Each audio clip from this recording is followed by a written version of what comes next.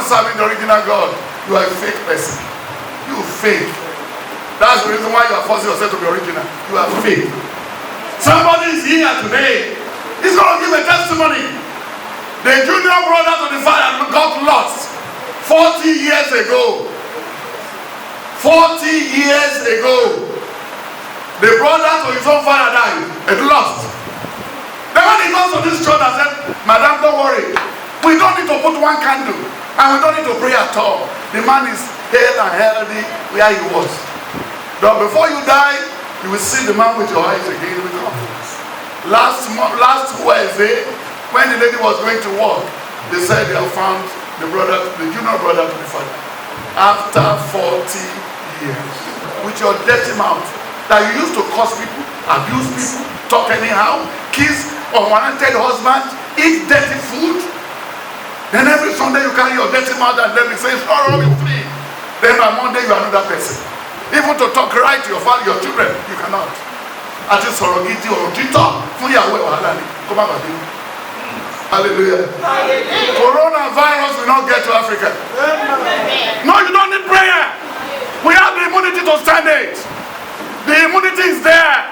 We never eat our food uncooked. That is the only way. But when you get to China, they look for the trouble and they got it right. China said there is no God. They polluted the whole world with fake drugs, fake everything, artificial things, and they get it right now. They serve them right. They won't get out of it until the end of April. They won't get out of it until the end of April. Who is this your neighbor? Do you know misfortune knows where you live? Calamity knows where you live? Sudden death knows where you live? Hunger knows where you live? But he's still waiting for order. He's waiting for what? Order. Hallelujah. Ikú òjijì mọ̀ mi dá ń gbé. Àìsàn ta tọ́jú tí ògùn wo mọ̀ mi tó ń gbé. Lẹ́yìn tí mọ́tò pààyàn lójijì mọ̀ mi tó ń gbé. Ó lè ká ẹ̀ kó kí ẹ lórí ìdànù mọ̀ mi tó ń gbé. Ṣùgbọ́n dúró de àṣẹ. Àwọn olówó Facebook ń ṣiṣẹ́ máa ń wọ dáadáa. Ẹ máa ń wọ YouTube. Kí ló dúkù fún Genesis? Ó ti tán, it's finished. Ó ti tán pátápátá. Lọ́jọ́ bá lè obìnrin tó gba owó lọ́wọ́ ẹ̀ $20,000 l'Amẹ́ríkà $20,000. Tó ra bẹ́ẹ̀, tó ra stove, tó ra pot, tó ra everything. Àwọn ọ̀tá ẹ̀ gbogbo receipt ló wà lọ́wọ́ wọn. Kò ní lè wọ London àti Amẹ́ríkà, kò lè wọ London àti Amẹ́ríkà mọ́. Wọ́n retí ẹ̀ ẹ̀wọ̀n ayérayé ló ń lọ. Táwọn tayò ó sọ̀rọ̀ sí ènìyàn Ọlọ́run.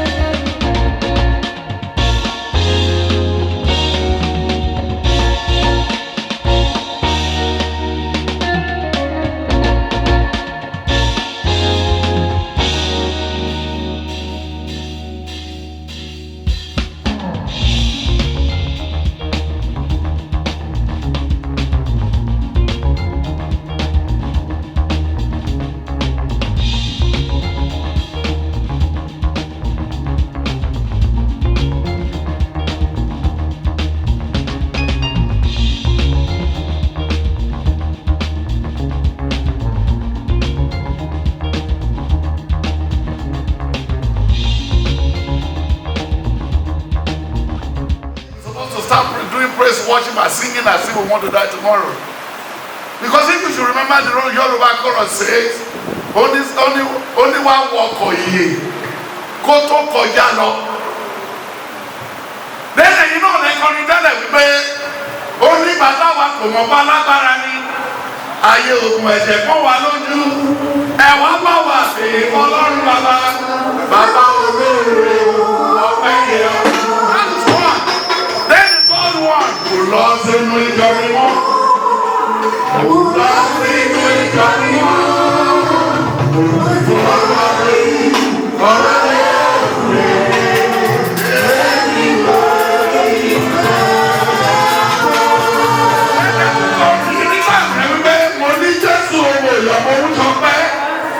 Ìrètí bá mi oro ìgbàgbọ́gbọ́ nílé, onílé ayọ̀ ló pa ìyọ̀kọ́ mi.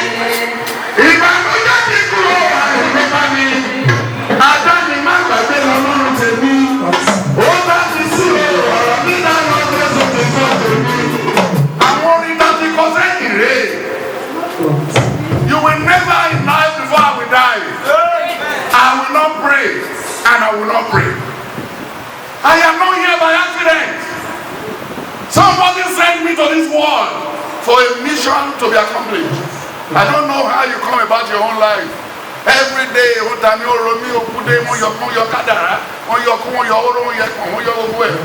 want this for? Whom are you talking to? Do you think God is somebody like you? Do you think God is somebody like you?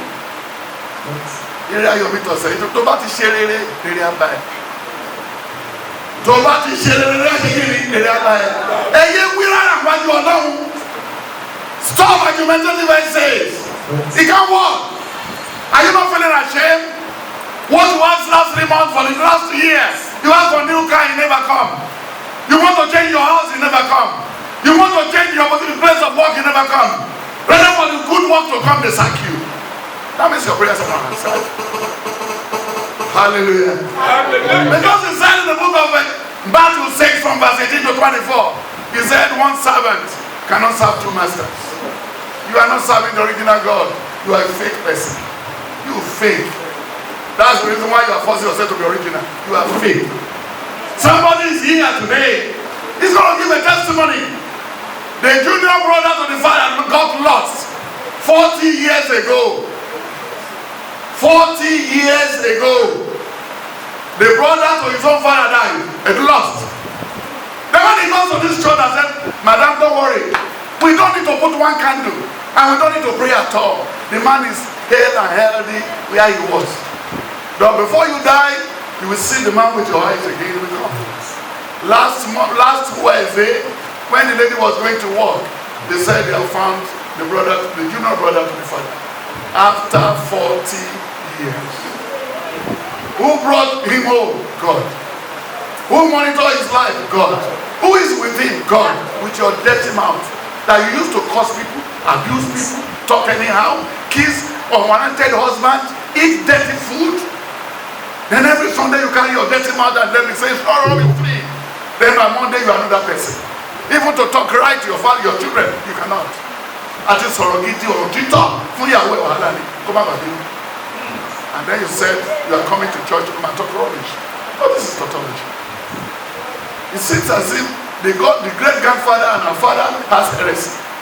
You know the meaning of heresy? Àwọn àìsàn wèrè tí ò tí ń gbé lọ sí àrò ó máa wá lẹ́ẹ̀kọ̀ọ̀kan máa tún lọ. Kí lẹ ti ń tọrọ láti January? Ẹnìkan dé lánàá, àwọn kan dé bí mo ti dé láti lóyìnbó. One of the laws, the government said they wanted to put a chemical in the plane. A helicopter that will fly, that will all the whole land and space of Nigeria. I said, you people are a fool. Your president is fool. Your minister for health is fool. You that even believe them, you are a fool. You are idiots. Hallelujah. Hallelujah. Coronavirus will not get to Africa. Amen. No, you don't need prayer. We have the immunity to stand it. The immunity is there. We never eat our food uncooked. That is the only way. But when you get to China, they look for the trouble and they got it right. China said there is no God. They polluted the whole world with fake drugs, fake everything, artificial things, and they get it right now. They serve them right. They won't get out of it until the end of April. They won't get out of it until the end of April. Hallelujah. Many airlines will not come to Africa again. Africa will be the only place they can fly to. All flights from London, from Dublin, from France, from Italy, from Mallorca, everywhere. Donald Trump said no plane should come to America. And I gave it in the prediction 2018. The time is coming when the plane will not work. Hallelujah. Then when you check in the prediction too, the Lord said El-Rufai is not the original emir. He killed a lot of people, he made a lot of people a dishonorable in life. Sanusi, he ran in there, want to be the world emir so that they will not touch him again. He will not be a sacred cow. I told somebody on Saturday before I traveled, the group managing director of Afribank, I said those that took your bank away from you, one of them will cry this week before Thursday. I told him. And then the name of the man is Osunde. He was here last Saturday. He came to me with 50 tubers of yam the other time. When he came last, he came with 25 tubers. Then he wanted them to drop an envelope and said, no, keep your money for your family.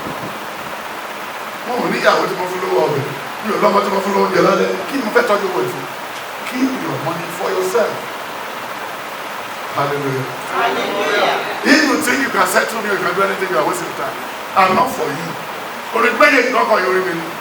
Ọkọ ìyàwó ń bá yín gbé ẹ̀mọ̀. Wọ́n sọ fún ìyàwó bá dé mú sọ mọ́kànmọ́kàn. Olúwa fún mi ní sùúrù ni. Oúnjẹ tó ń sè ń bẹ̀ ló gbé èmi ni tẹ́lẹ̀. Tó bá jẹ́ mi ni. Tó bá jẹ́ Marcus ni o. Wọ́n bá sè tó wọ́n gbé sínú kúlà wọ́n gbé lọ sódò yẹn wọ́n lọ dá sódò. Kẹja. Pé o fi ọ̀rọ̀ Ọlọ́run dí tébù lọ́wọ́. Tí Júdà tí Jésù sọ fún Mèrí àti Mátà. Àpọ̀n mi jẹ́. Kí ló fi gbogbo òru ṣe? Ṣé Jésù lọ́wọ́ jẹ́ ráìsì? Ṣé Jésù wá jẹ jáde? Then I said, wọ́n á jẹ ìbòdì wọn lọ́sì máa ń bọ̀ jù bẹ́ẹ̀. So àgbọ̀rọ̀ fún àyè sàn. Táàbí ò jẹun rí. Táàbí bí Ìbàdàn ló retí ráìsì. Ó ní ìgbésí ayé èèyàn kò dúró lórí ọ̀rọ̀ tó ní. And sit down for today's service. Today's subject is you must know your neighbor knows you properly. And don't know your neighbor. Who is this your neighbor? Do you know misfortune knows where you live? Calamity knows where you live? Sudden death knows where you live. Hunger knows where you live. But he's still waiting for order. He's waiting for what? Order. Hallelujah.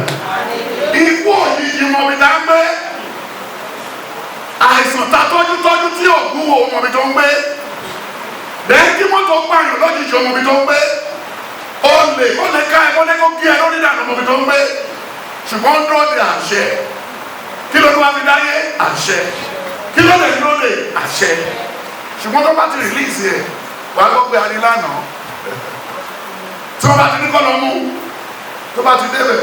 Then phone number tí mọ́tò fóònù ẹ̀ tó ní credit tí ò ní credit ó mọ bó ṣe máa rán mi àpá. Tó bá gbé ẹ̀mọ́ eléyìí ẹ̀ ní dọ́kọ méjì ẹ̀ ní lu jìbìtì ẹ̀ ní máa parọ́ ẹ̀ ní máa tẹnu ní jàtìjàtì ẹ̀ máa lo every day as if it's your last day. When you look at the book of Psalm 32, from verse 10, somebody to read. In Yoruba. Hallelujah. Psalm 32. Yes.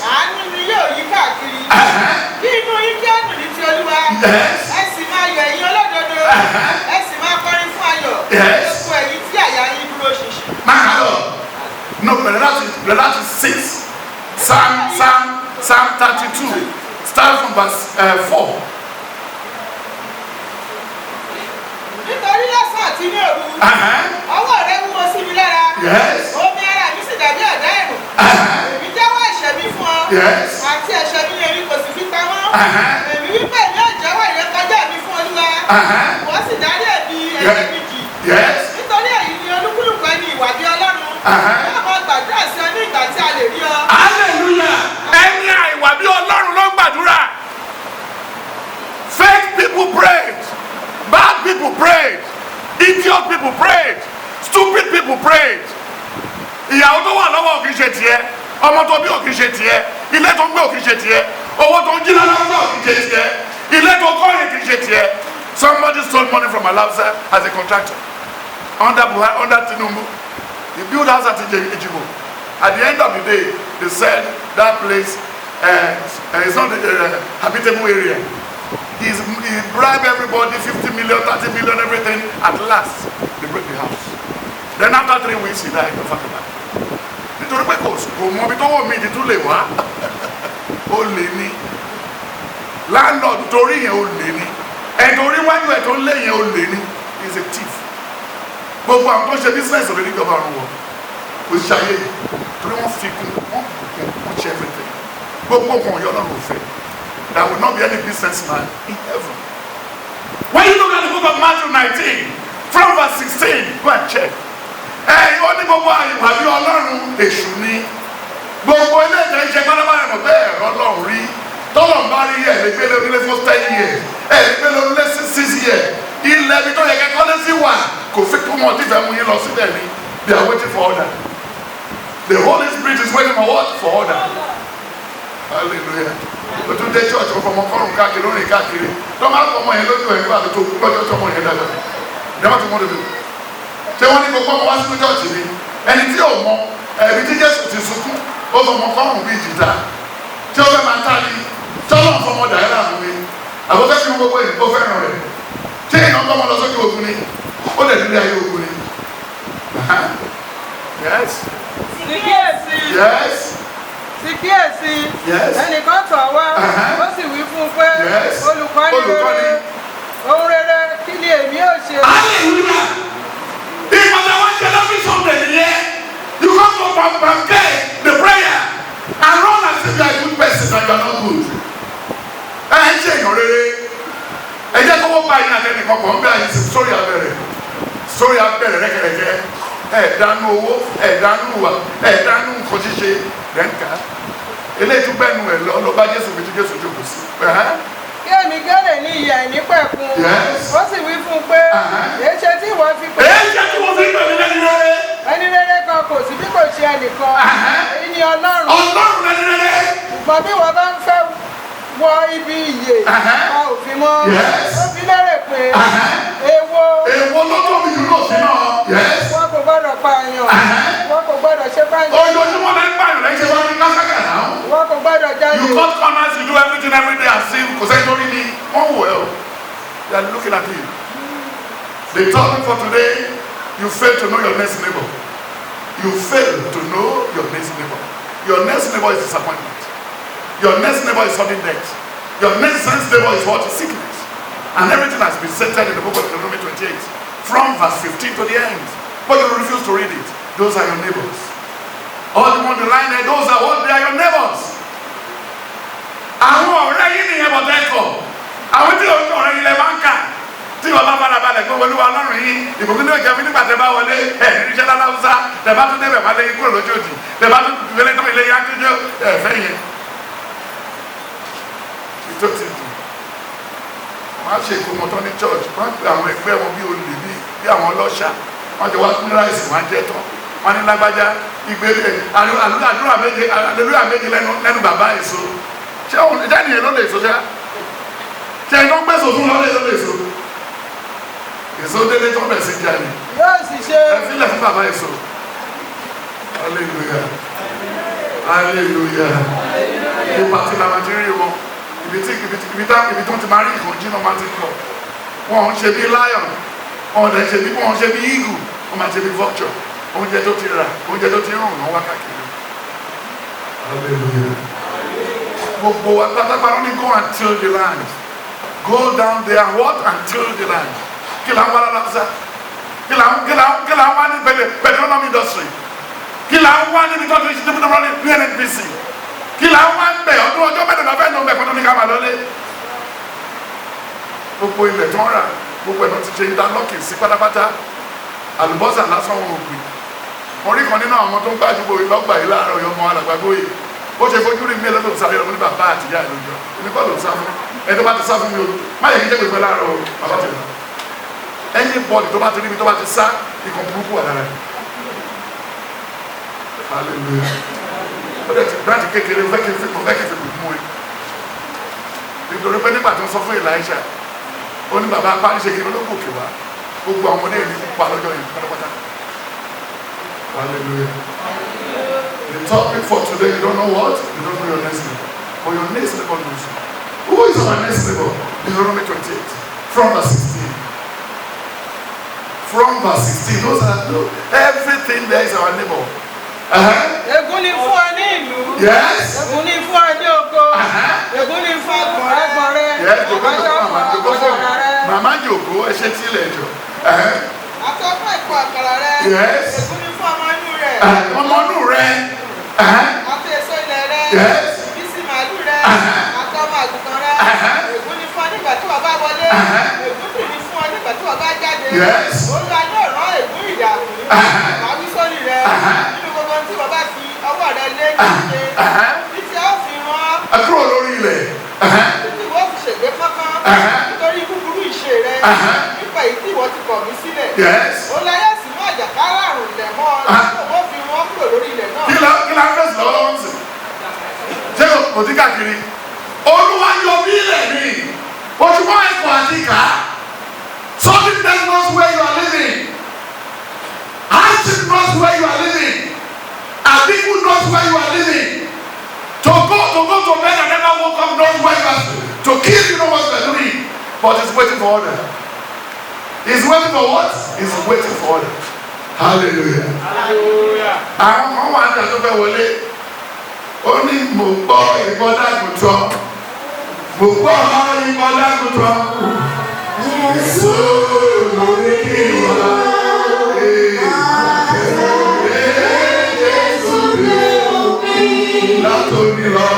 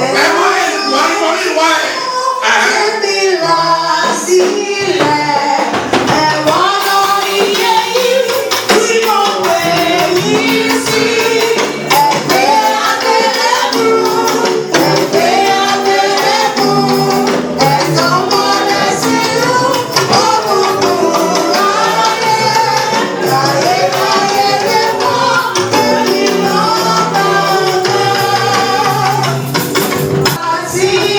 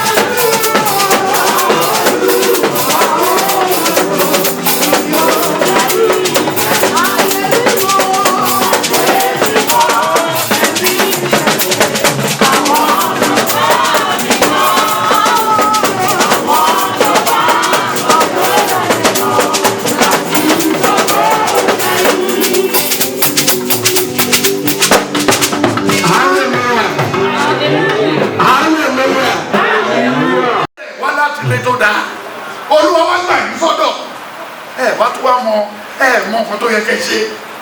Tó bá wo Deuteronomy 8:18, only I'm the one that has the power to give you wealth. I'm the only one who can make you rich. He made Abraham rich, he has demonstrated it. He made Joseph to be great, he has demonstrated it. He made Daniel to be popular, he has demonstrated it. Then what are you?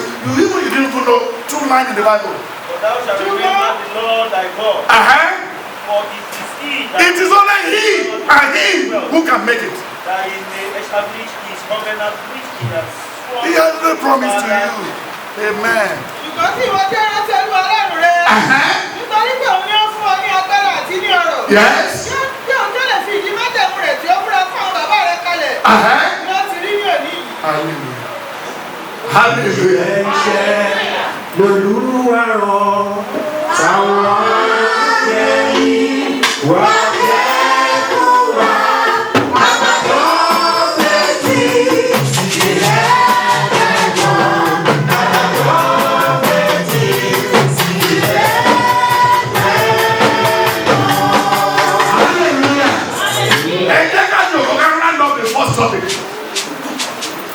Àwọn olówó Facebook ń ṣiṣẹ́ máa ń wọ dáadáa, ẹ máa ń wọ YouTube. Kí ló dúkù fún Genesis? Ó ti tán, it's finished. Ó ti tán pátápátá. Lọ́jọ́ bá lè obìnrin tó gba owó lọ́wọ́ ẹ̀ $20,000 l'Amẹ́ríkà $20,000. Tó ra bẹ́ẹ̀, tó ra stove, tó ra pot, tó ra everything. Àwọn ọ̀tá ẹ̀ gbogbo receipt ló wà lọ́wọ́ wọn. Kò ní lè wọ London àti Amẹ́ríkà, kò lè wọ London àti Amẹ́ríkà náà. Wọ́n retí ẹ̀ ẹ̀wọ̀n ayérayé ló ń lọ. Táwọn tàlù ó sọ̀rọ̀ sí ènìyàn Ọlọ́run. Wọ́n sọ̀rọ̀ sí ènìyàn Ọlọ́run. Ayé dẹ̀ jáde tí wọ́n dẹ̀ tù sí wẹ́wẹ́. Ṣé wọ́n ti sọ̀rọ̀ rárá? Àdàbí tí ò bá jẹ́ pé Ọlọ́run ló rán mi. Tí ò bá ti jẹ́ òun ló rán mi, ó ti kọsẹ̀. Ó ti gbà tó bá wá síbí, tó bá yíra nílẹ̀ ẹlẹ́gbẹ̀ yẹn tí gbogbo aṣọ ẹ̀ pupa.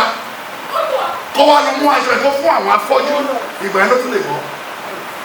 Mi ò ní tutọ́lẹ̀, wọ́n ti pín ojoojúmọ́ náà pinlé ayé lọ́wọ́, ojoojúmọ́ náà pinlé ayé lọ́wọ́, ojoojúmọ́ náà pinlé ayé lọ́wọ́ because ẹni tọ́ lọ ṣe tirẹ̀ láyé yìí.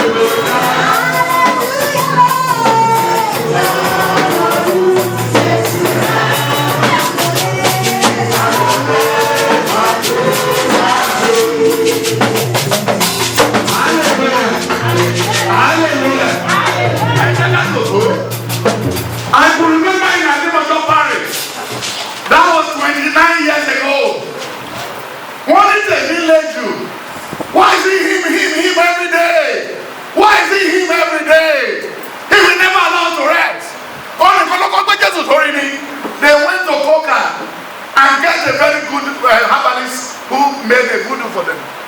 That it's that Sunday, Marcus will die that Sunday.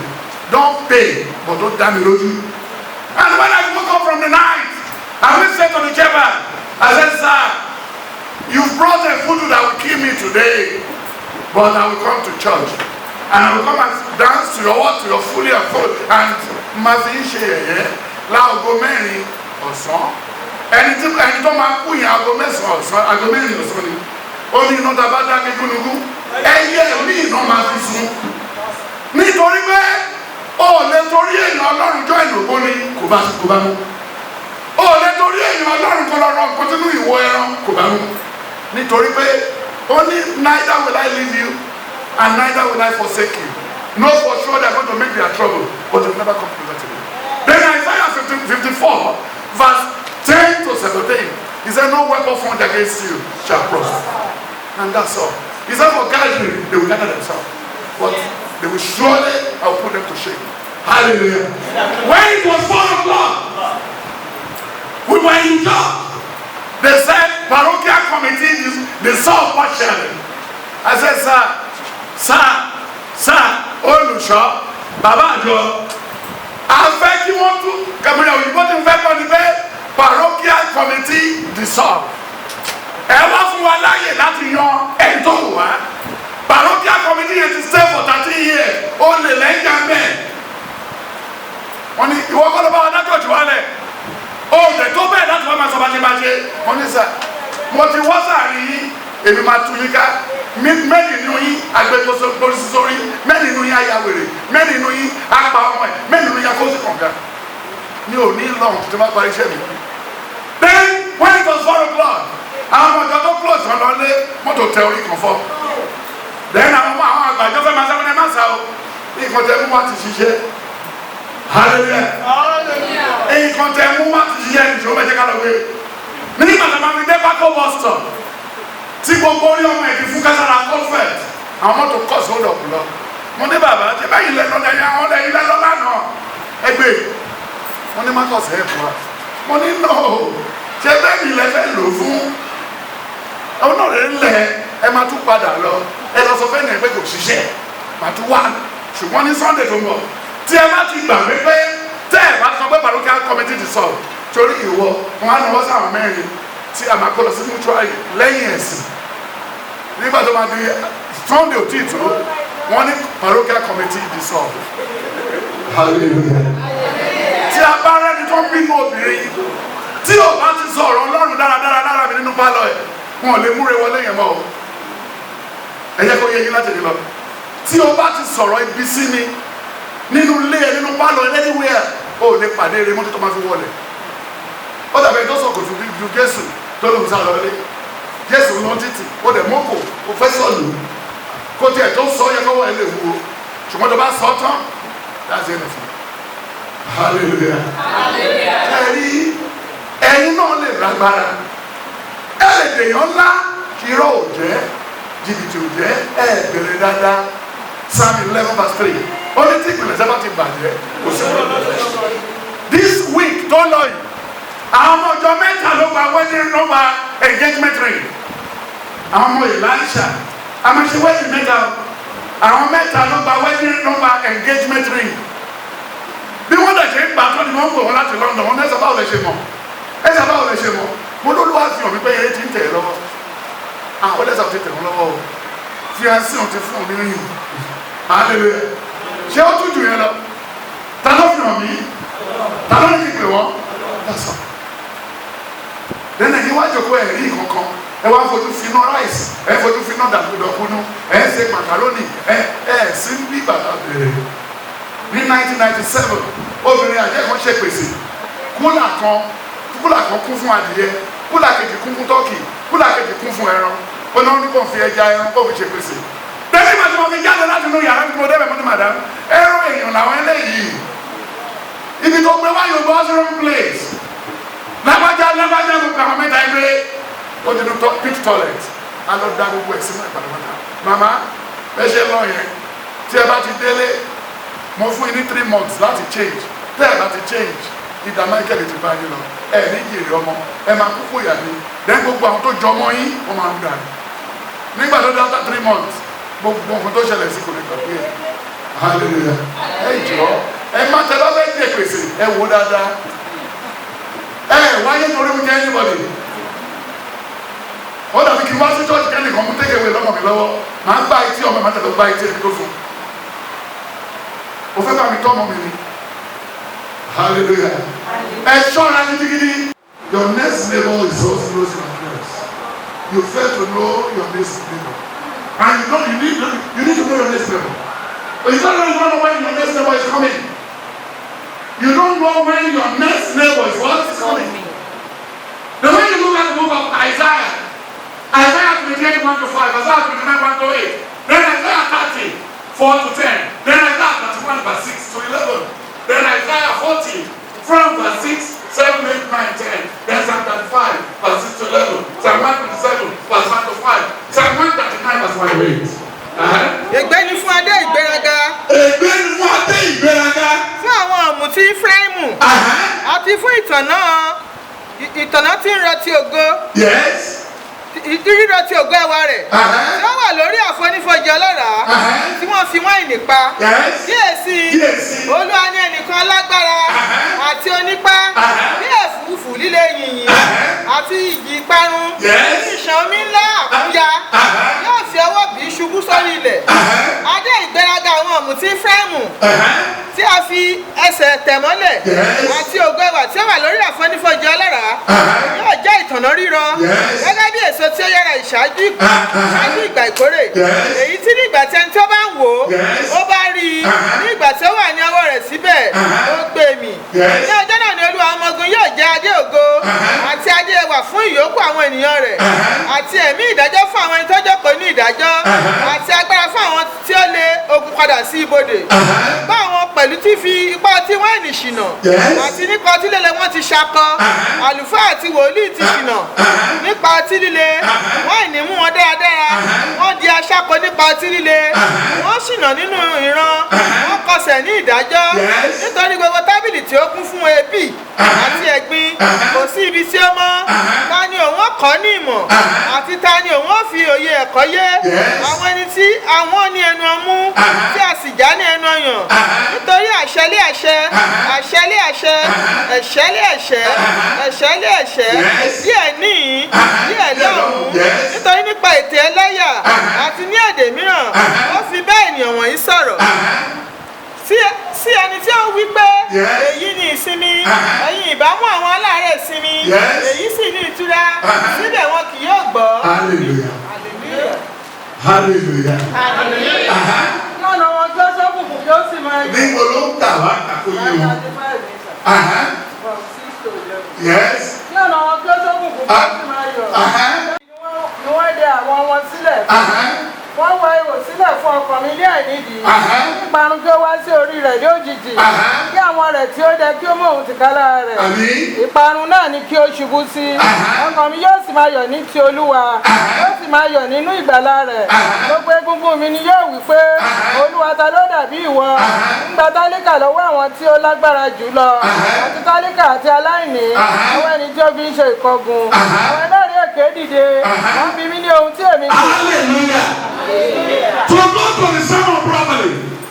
When you look at the book of Psalm 31, Psalm 31 from verse 6, then when you look at the life of Samuel, the life of David, the life of Daniel, the life of all these great people, they were behaving as if there will be no tomorrow.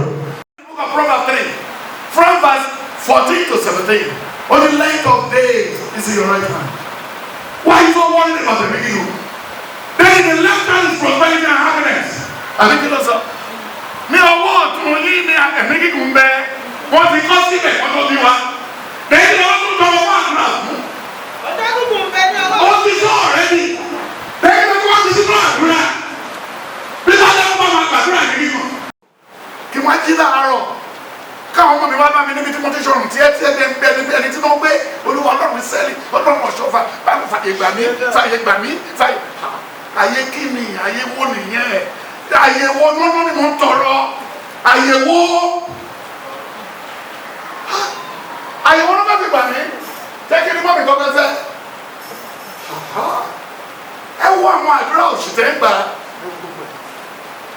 Fàyè gbà mí Ọlọ́run mi fàyè gbà mí o.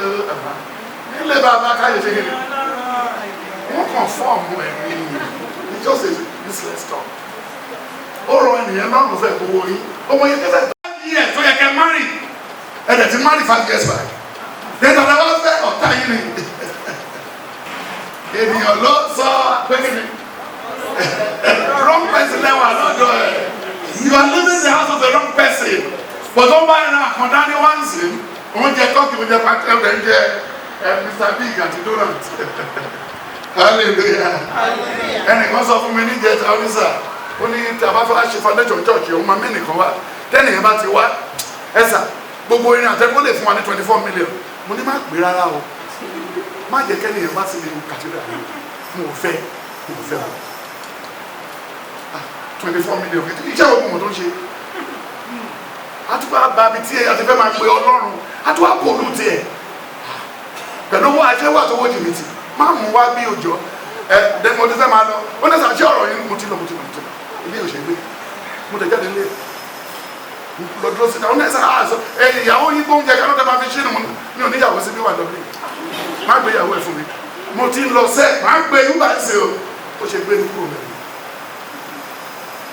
because of some people it is so only don't sit in the amongst the scoffers don't have anything to do with them Buhari ni mo fẹ́ pẹ̀ tẹ́lẹ̀ but mo ti change my mind the Lord said don't bring Buhari here don't bring him here Ọlọ́run ló mú iye àwọn tó máa dáwọ́ jọ tí lẹ́yìn máa fi dúró a ṣe wẹ́rẹ́ eléyìí tẹ́ wà nú ẹ̀ 8 days la fi kọ́ 8 days kí ló dé ṣẹlẹ̀ lálẹ́ ọjọ́ yẹn somebody came from America looking for me he met some shepherd very close to Baba Olodo's church one this is not Elisha is also here oh church tó fi pákó kọ́ yẹn Bodof tí wọ́n fi Bodof kọ́ and Bodof la fi kọ́ tòótọ́ kí náà fi kọ́ sẹ̀lẹ̀ Bodof ló máa kọ́ fi bẹ̀rẹ̀ wá bẹ̀rẹ̀ yìí mọ̀ díẹ̀ kì í ṣe bí tirú àwọn tí ó wà káàkiri tí wọ́n fi cathedral bẹ̀rẹ̀ kí náà rì mọ́ bẹ̀ ṣé bí wọn ò pè yí wọ́n ti rí nǹkan mọ́lẹ̀ kó tó pè yín hallelujah.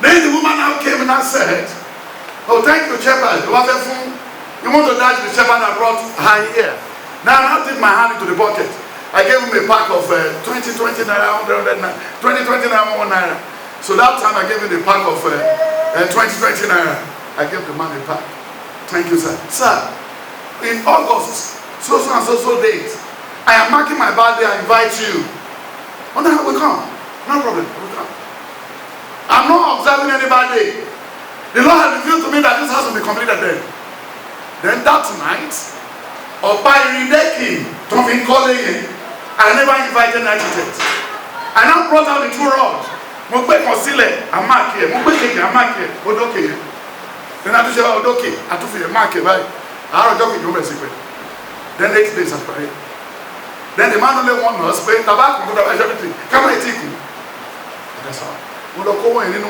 ọ̀gẹ̀dẹ̀ ní agolo yẹn mo gbé pamọ́ sínú ọ̀gẹ̀dẹ̀ ń bẹ̀ yẹn ibẹ̀ mo ti yọ owó yẹn mo ti ṣe that's all. I'm the person amongst all the saints descending to the world. I told you before. I saw the money I have on me in London. The Lord said, go and check inside the dustbin. Go to Bristol here. I was in Bristol here. Check inside that dustbin. There's money there for you. I met a goosey purse, very big, packed with 50 pounds. I took 400 pounds out of it. And I dropped the rest. If you are to be in my shoe, go to Lemako. And my basic bag here. Then I only took 400 and I left the money. Then when I was going, I got to the McDonald's, the KFC side of McDonald's side of where you're going to Bristol Hill. Somebody called me and said, excuse me. Then I waited. Then the man now came to me and said, thank you for taking care of my purse. Thank you for taking care of what? Of my purse. And then I answered him. Then he said, I'm not bothered about the cash, about the cards. Then he counted another $400, a pounds, and gave it to me. Making 800 pounds in 20 minutes. Who is in charge? God. Ó ní alágbára lọ́lọ́run wa. Alágbára ní Jésù mi. Ọba tó lẹ́yìn àtẹ̀kùn rẹ̀ nìkan. Ẹgbẹ́ wa sọ tí kò lè ṣe. Lọ́lọ́run mi ni. Alágbára lọ́lọ́run mi.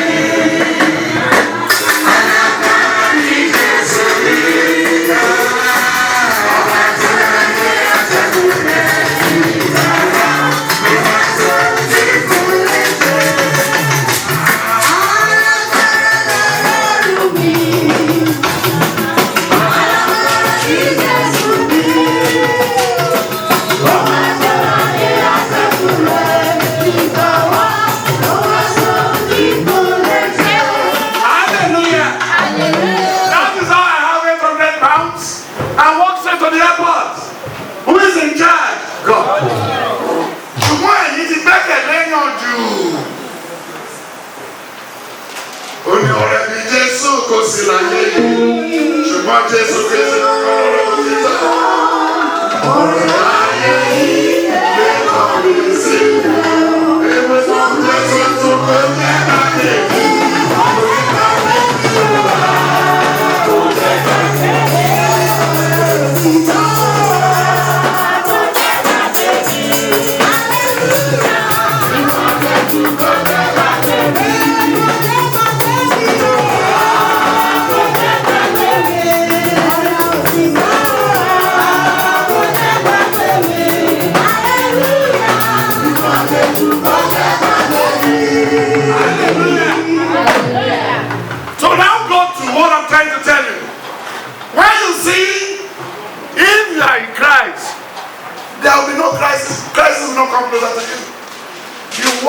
what every day is a crisis.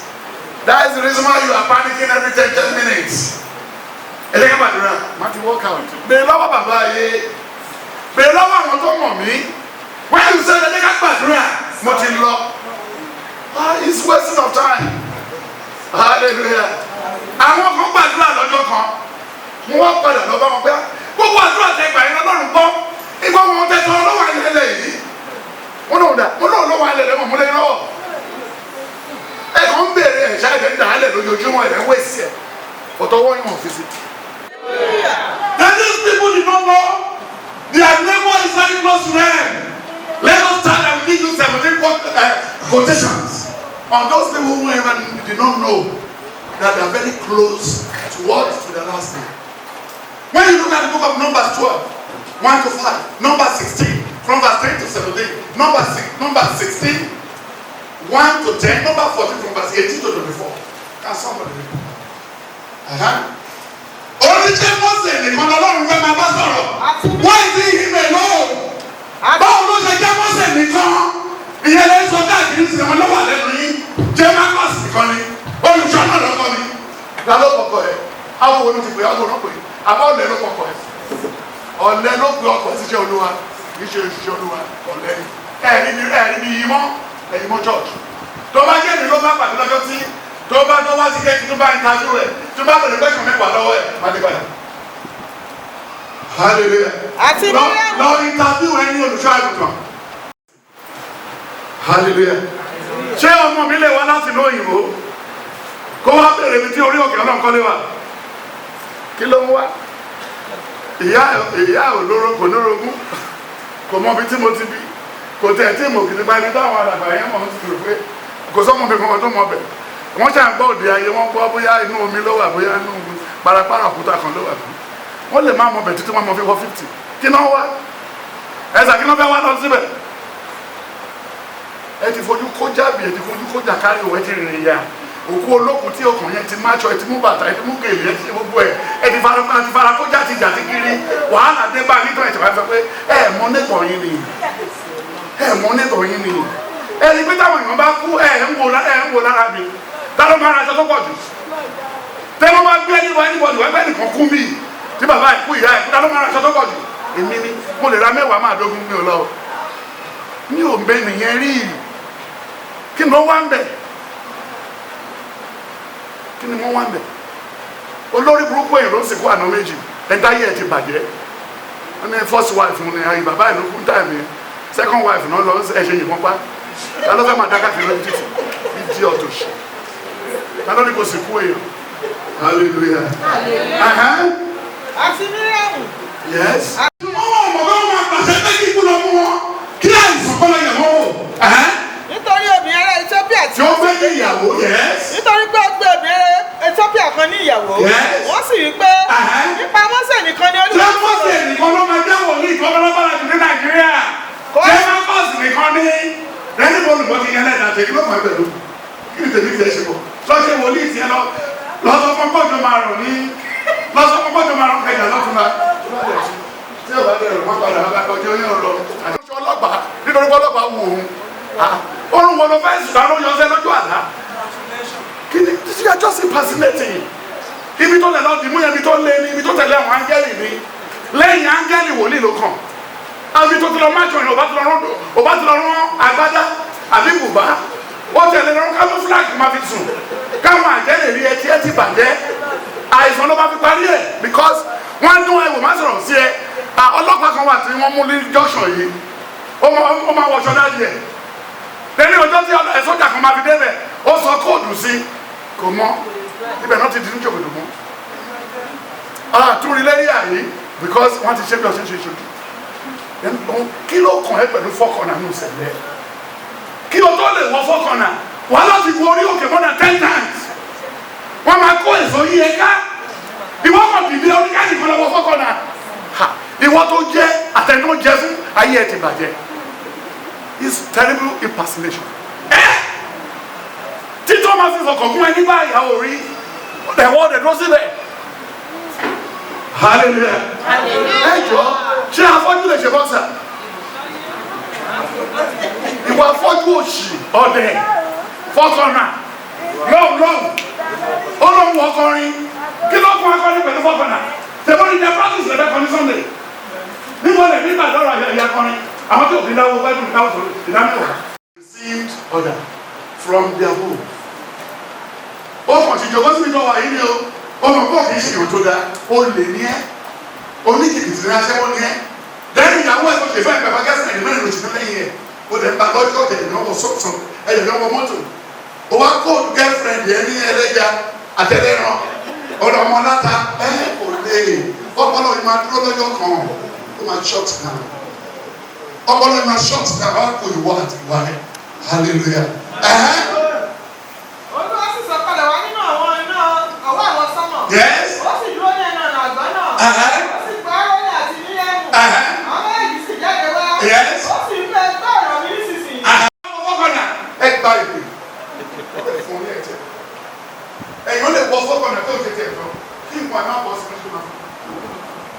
Èkì ló wá débẹ̀ ṣé báwo ni ó kíṣẹ́ fún ẹgbà tó bọ́ sílẹ̀ ibẹ̀ yẹn wù wá àbí níbo ló ti dúró tẹ́lẹ̀ kí àdìrán ló wà dàbí jákọ́ níbo ló ti gba oyè ta ló fún ẹ lóye yìí. Hallelujah ẹ wá lọ sọ́dọ̀ tẹ́lẹ̀ ní kúrọ̀ wọ́n ti wá òkè tí yín ti dé wọ́n ti gbélé yín lọ́wọ́ ẹ̀ máa bá yín. Èmi Olúwa yóò sì farahàn fún ní ojúran. Yes. Èmi yóò sì bá sọ̀rọ̀ ní ojú àlá. Mósè ìránṣẹ́ mi kò rí bẹ́ẹ̀. Olóòótọ́ nínú gbogbo ilé mi. Hallelujah. Nǹkan tó jẹ́ kí n lọ Mósè olóòótọ́ èèyàn ni that is why I stick with him. Kì í sì ṣe ti ọ̀rọ̀ tí ó ṣe òkùnkùn. Àpẹẹrẹ Olúwa ni òun sì rí. Yes. Ǹjẹ́ nítorí kí ni ẹ̀yin kò ṣe bẹ̀rù? Wọ́n ti sọ̀rọ̀ òdì sí Mósè ìránṣẹ́ mi. Yes. Ìbínú Olúwa sì rú sí wọn. Ó sì lọ. Àwọn sọ́mọ̀ sì lọ kúrò lórí àwọn náà. Ó lọ kúrò lórí àwọn mẹ́tẹ̀ẹ̀ta. Kíyèsí. Kíyèsí. Míríámù di adẹ́tẹ̀. Ó fún bí òjò dídùn. Hallelujah. They've given order to them to follow. Wọ́n ti gbogbo ìjọ tí Ádámù lòun ní ìdájọ́ nínú ọgbà ilẹ̀ kò tẹ́kì Ọlọ́run ní 30 minutes láti pe ẹjọ́ máa rán ewé fún ìwọ́lẹ̀ ju ẹnu àdúrà tẹ náà ló gba àgbàgbà tí ò lórí yìí ó gbà títí kò lórí ó ti tọrọ ilé títí ó tún yá tó wá tún béèrè pé kí lánàá ló lè mú olé wálẹ̀ ẹ̀ lánàá ló tún fi síwájú Olúwa ń sìn lẹ́yìn tó tún ti yẹn kúrò náà tó wá sọ fún Olúwa ń sìn Olúwa ìlú òyìnbó yìí wọ́n ti ń jíṣẹ́ wọ́n jíṣẹ́ ìlú òyìnbó. Láti verse 10 the number 16 láti verse 1 to 8 orí Kórà àti Dátánì àti àbúrò àti mọ́tẹ́kìnì Olúwa pàṣẹ kí lẹ́yìn àti mọ́tẹ́kìnì kọ́ńpẹ́ wọn. They are going to give you all the order to your neighbor now. You see yourself. Your name will change. Hallelujah. Gbogbo ìjà sì wí pé. Ní sùúrù tìkà. Now Korah, the son of Israel, the son of Korah, ẹ̀kọ́ tí ẹ ní ìdàgbẹ́ mẹ́bí yes. the son of Dathan, Yes. Abraham, the son of Eliab, and the son of Teda, of Reuben. But not the 6 Maccabees 6 law. Verse 6. Yes. These two take you, Cesar, Korah, and all. 16 ló ń kà. 16 ló ń kà. Má bọ̀dọ̀ má confuse ọ̀kẹ́ mọ́ right on. Má jẹ́ kó tún gbé wàhálà wọn bá wọn bá yẹn. And put fire therein. Put incense Yes. before the Lord tomorrow. And it shall be that the man whom the Lord does choose, he shall be holy.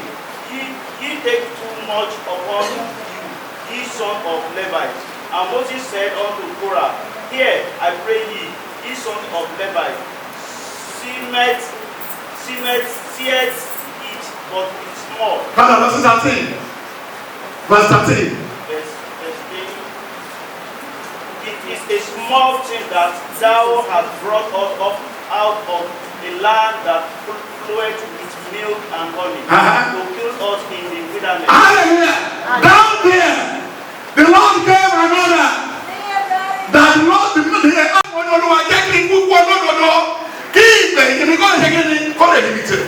Then Psalm 26 verse 2 to 5. Then Isaiah 59 from verse 1 to 10. Isaiah 55 10 to 16. Then Isaiah 60 verse 10 and 43:1. Then in Psalm 39, only Olúwa ò kúrú, ojú ẹ̀ ò fọ́, etí ẹ̀ ò di. Ṣùgbọ́n àìṣedéédé wa ó ti mú rere jìnnà sí wa.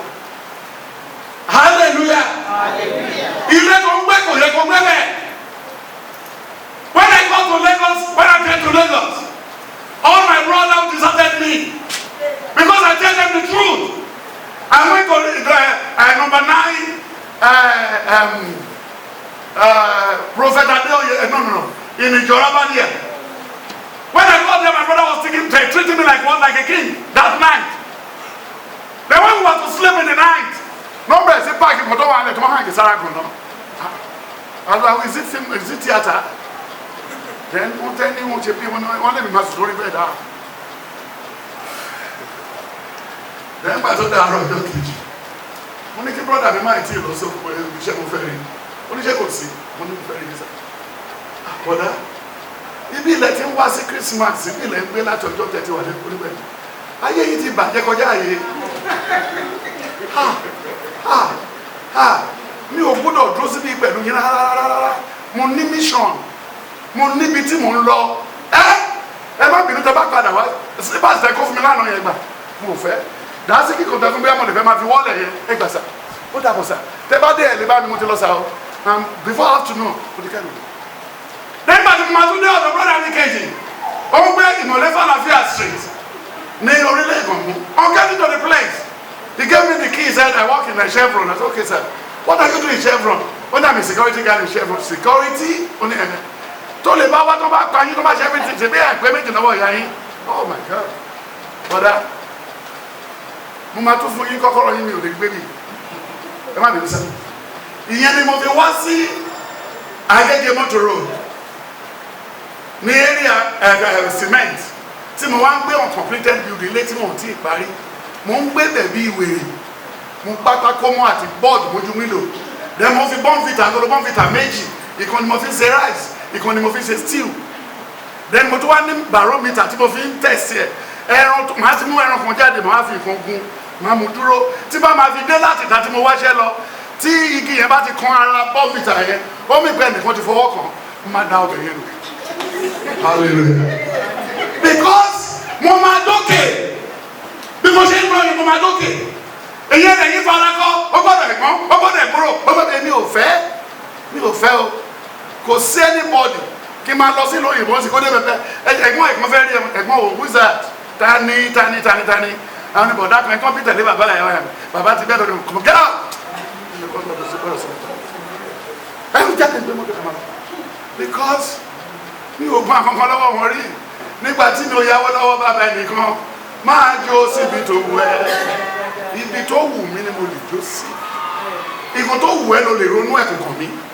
Bẹ́ẹ̀ mo rí ọmọ ọ̀jọ́ tó ń lọ mi ò ní gbé sí mọ́tò nígbà tí mo wá mọ́ọ̀lù ẹ̀mí kò sẹ́ni tó mọ̀ mí nígbà tí mo ń ṣe bọ́ọ̀sì kò sẹ́ni tó mọ̀ mí nígbà tí mo ń gbọ́ mi ọ̀gẹ̀dẹ̀ ní Ìgàndò kò sẹ́ni tó mọ̀ mí nígbà tí mo ń kiri ilá kò sẹ́ni tó mọ̀ mí nígbà tí mo ń kiri popcorn ìyàwó mi nìkan ló mọ̀ mí mo tún kiri popcorn délé àwọn ìyàwó family ìyàwó mi ní orílẹ̀ ní Prophet Adeoye ní Àbábá women nígbà tí mo fi débẹ̀ wọ́n tún ra wọn ní wọn ní change mi wọn mọ̀ pé ṣe ni wọ́n kàn fi mi ṣe ẹ̀yẹ wọ́n ní bí wọ́n tẹ̀sẹ̀ ní change wọ́n gbé nǹkan mi padà mo ti gbá padà lọ́wọ́ wọn later wọn ti ní change ókè mo tẹ̀ fún wọn. Ìgbà ọ̀rá ìgbà ọ̀tá ó ti àwọn ọmọ ẹgbẹ́ yìí ti tẹ bírèkì níbi tí ò ní mínì. You don't need to be nice to any useless person. You don't need it. Mi ò lẹ́gbọ̀n mi ò dẹ̀ lé lẹ́gbọ̀n tó bá lẹ́gbọ̀n màá ti pa because tó bá ṣe ráhùn ráhùn and that's why I told my junior brother when I'm getting married tó bá ti rí ibi tí mo ti misbehave má sọ fún mi kó inject mi wá tí mo bá ti ṣe yàtọ̀ sí nǹkan tí bàbá àti ìyàtọ̀ wa tí o bá ti rí nǹkan tó yàtọ̀ lọ́wọ́ mi strike me. Hallelujah. Ẹ̀dẹ̀ wà ń bí ní táìmù tábìlì òfin gbéyàwó wa tó lóun fẹ́fẹ́ yàwó ta ló wà mí lẹ́nu yẹn ṣe dé láàárọ̀ ọjọ́ yìí tó ó tẹ́ bàtà ó ṣe bọ́ọ̀lù báyìí ṣe bí agánì kò ṣe báyìí ó ṣe báyìí ó ti báyìí mọ́tò tá lélẹ́yìn ẹ ọ ní that's my fancy fancy okay fancy àbí èmi ló tẹ̀ tó tẹ bírèkì tó tẹ bí ràkúnmí fẹ́ múùfù ni mo ń bọ̀ nígbà tí ma fi yọ àdá jáde bàtà kan wà ń bí kan wà ń ta then scattered lè ní wọn lọ bẹ́ẹ̀. Eléyìí ò lè fẹ́. Ìyàwó girlfriend mẹ́wàá nàbúrò mi mú wá. Ìkan tiẹ̀ wá yí wa lọ́wọ́ tó yẹ pé Ìbàdàn ló ti wá Tóyìn. Nígbà tí ẹ bá wà fà títí wọ́n lọ sí ilé Ìdì ní Ifẹ̀. Pé ẹ̀gbọ́n ẹ̀kan ní olè jẹ́ kó fẹ́ wọ́n dẹ̀ máa mú kúrò lọ́nà. Lèmi dẹ̀ fún ara mi tuntun mo ti rí. Mo bẹ̀rẹ̀ sí gbàdúrà. Kàtà máa dúpẹ́ dúpẹ́ kàtà máa dúpẹ́ ọ̀rọ̀ wa ògbẹ́ lọ wẹ́wẹ́. Wọ́n ń kọrin òkú bàbá yẹn lẹ̀ láì tí ì kú. Ẹsẹ̀ ọ̀rọ̀ mi ló bá kú ó lásìdẹ̀ntì òpó tútù. Kí ló a ní nǹkan ò dáa ó ní ohun tí ò dáa wá gba ìyàwó rẹ̀ fi tì mí ohun tí ìjọ rẹ̀ ohun tí ò dáa hallelujah àti ìpínlẹ̀ òfẹ́ wa hallelujah. Nígbà tí a máa fi fà lọ ẹ̀sà mo ń yan Ọlọ́run lọ́wọ́ dàárọ̀ yìí àwọn mẹ́wàá tó mú wá fún ara ẹ̀ ẹ̀yọ kan ló kù gbogbo wọn ti kú. Ẹ̀yọ kan tó tún kù náà ń sìn ó lówó bí ìṣẹ̀kẹ̀rẹ̀ wọ́n kò bímọ. Eléyìí tẹ́mi fúnra mi mú fún òun ló fẹ́ yìí. Ẹ̀yin dẹ̀ ti já lóru ẹ̀ wọ́n ti fi ìmọ̀ sẹ́nu wá báyìí. Obìnrin dábàá pàdé lánàá tí ìyá ẹni kó báyìí wọ́n pẹ́ fọ́ rírò ránṣẹ́ sí i. Ẹ̀yin náà jókòó ti pẹ̀lẹ́ kan méjì. Wọ́n dàgbà tí mo dé lánàá nìkan wá bá mi ṣàdé ẹlẹ́dẹ́. Kílódé wọ́n ní ọ̀nẹ́sà a ní ìkọ̀tẹ́lẹ̀ ẹ̀kọ́ wà tí wọ́n mọ́ méjì mọ́. Ó ti sọ oúnjẹ bẹ́ẹ̀ fún mi rí. Lọ́mọdé ẹ̀kọ́ rẹ̀. Tí n bá máa ṣe tán, Olúwa sọ hallelujah. Ó ní ẹni tí a ṣẹ̀ tí kò dárí kí ni tó bá fún mi lẹ́kọ̀ọ́.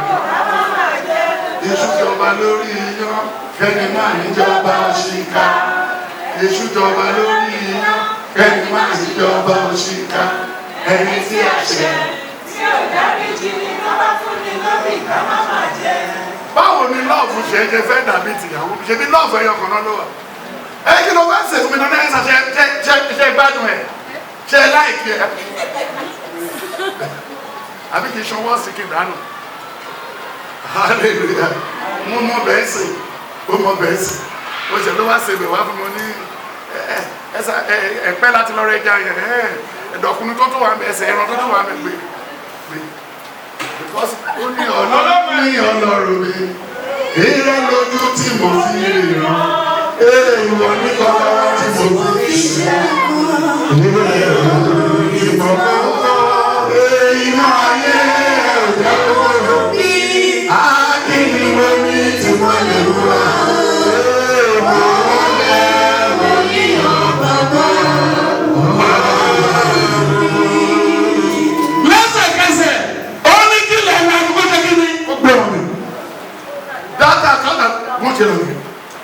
Àwọn ò mọ̀ pé àṣẹ bẹ́ẹ̀ wà lẹ́gbẹ̀ẹ́ tí wọn.